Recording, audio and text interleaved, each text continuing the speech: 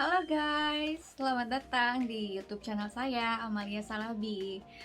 Sebagai perkenalan, karena ini adalah video pertama saya di YouTube ini, di channel ini maksud saya akan mereview dan niatnya secara rutin gitu ya, film-film yang menurut saya menarik, entah itu ceritanya yang seru atau acting karakternya yang menurut saya sangat berkesan atau film yang baru-baru saja saya tonton.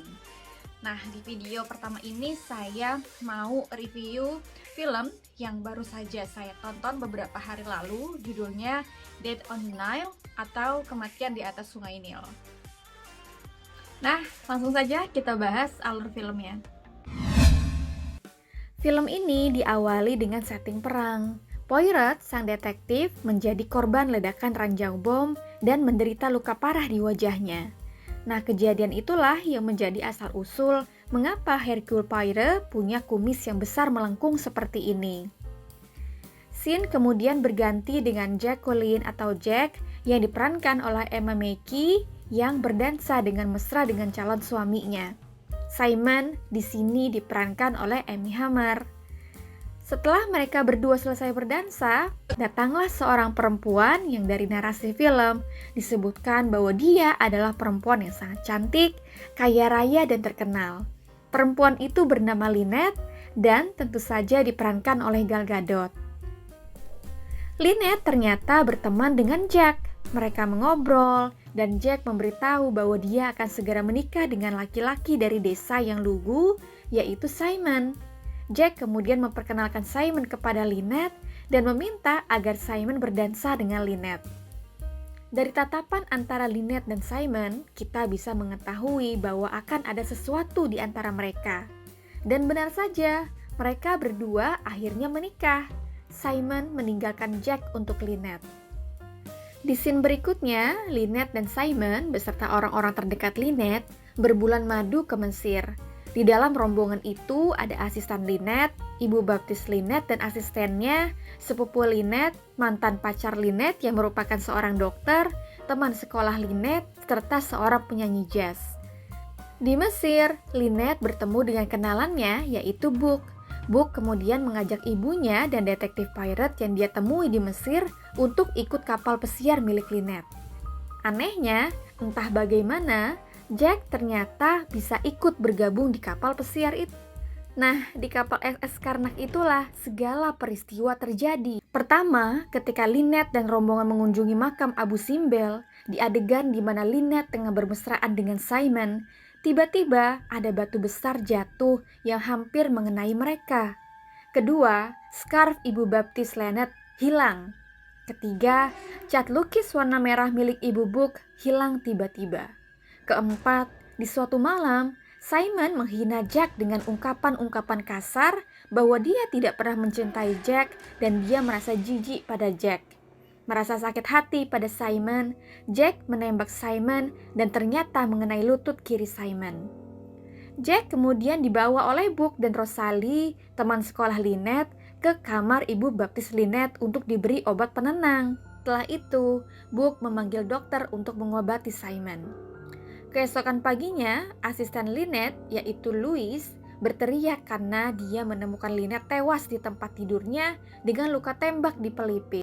Kejadian itu kemudian diberitahu kepada detektif Poirot dan segeralah Poirot melakukan investigasi. Poirot menanyai semua tokoh di film ini satu persatu. Nah, itu dia teman-teman jalan cerita dari film Dead on the Nile. Ada dua hal ya yang saya suka. Yang pertama itu bahwa si sutradara Kenneth Branagh ini sudah berhasil. Ya walaupun kurang terasa ya, tapi setidaknya Kenneth itu sudah berusaha menampilkan konteks atau latar politik dan sosial pada masa itu. Jadi itu ditunjukkan walaupun lebih banyak lewat dialog antara para tokohnya ya, bahwa saat itu bermunculan rasa simpati sekalipun itu dari orang-orang kaya gitu kepada partai komunis, juga kepada revolusi sosial saat itu. Kemudian sudah meningkatnya rasa perlawanan terhadap rasisme. Kemudian ada identitas kelas pekerja yang ditunjukkan di situ dari dialog para tokohnya. Kemudian juga dari dialog antara dokter dengan detektif Poirot yang di situ menunjukkan bahwa bangsawan pun ada yang yang punya rasa peduli gitu ya kepada rakyat di negeri jajahan, bahwa dia melihat ada ketimpangan ekonomi yang begitu besar, sehingga dia ingin menghabiskan hidupnya untuk bisa menjadi dokter di negara-negara tersebut. Nah, yang menarik juga teman-teman, ditampilkan juga di sini ada kontras antara Windlesham dengan karakter Lynette yang diperankan oleh Gal Gadot.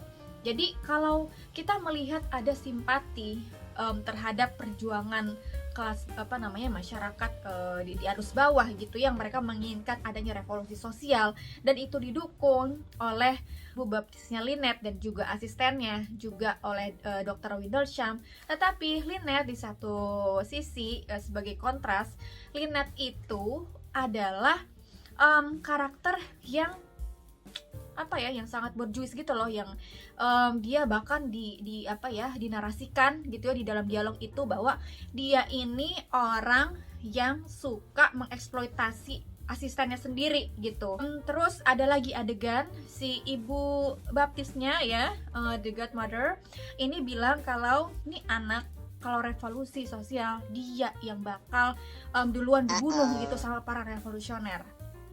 Terus yang kedua ya, sebenarnya tadi sudah saya sampaikan juga ya. Jadi sutradaranya ini sudah berhasil membangun karakter para tokoh melalui dialog antar tokohnya.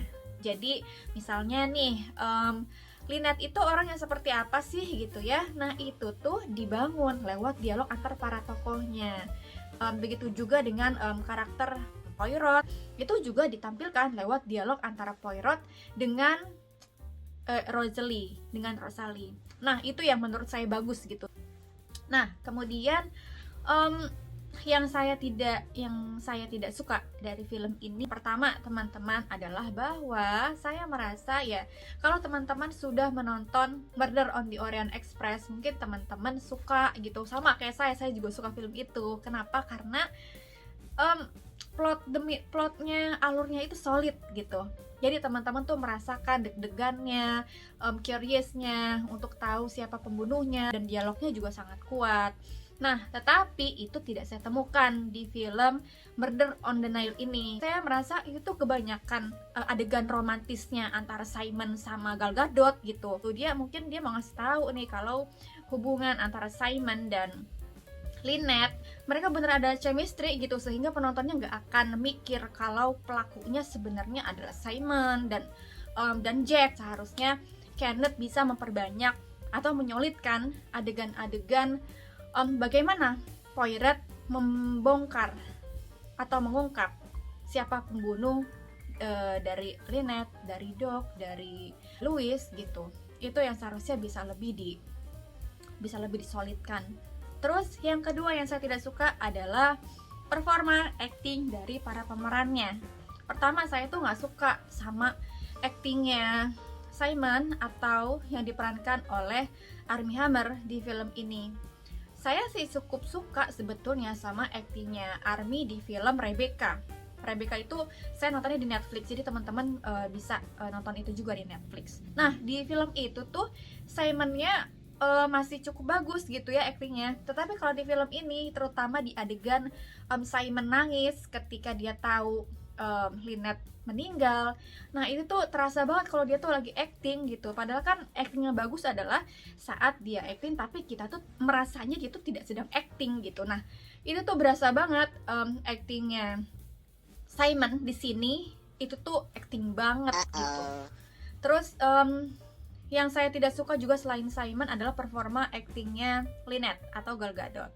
Nah teman-teman, mohon jangan melontarkan ujaran kebencian kepada saya ya.